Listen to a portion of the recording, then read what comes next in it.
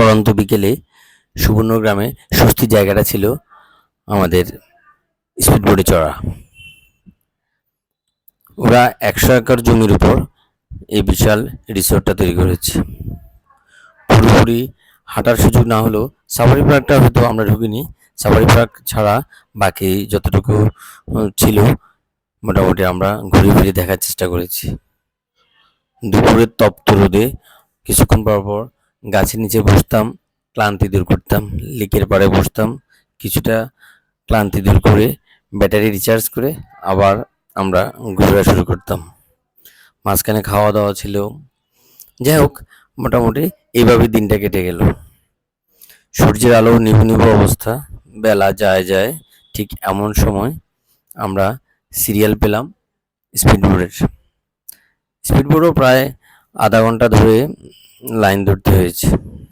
এখানে সব কিছুতেই মোটামুটি লাইন ধরা ছাড়া আমরা কোনো রাইডেই উঠতে পারিনি। ঈদের সিজন আর এমনিতেও এখন মোটামুটি মানুষ সুযোগ পেলে একটু ঘুরতে যায়, হাঁটতে যায়, এক্সেপশনাল কোনো জায়গা থাকলে একটু দেখে পরিবার পরিজন নিয়ে। আর আমরাও তার ব্যতিক্রম ছিলাম না।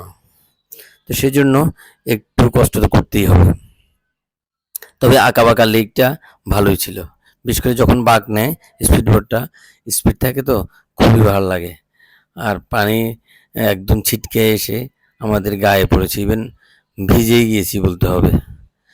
আঁকাবাঁকা লেকটা ভালোই লেগেছে।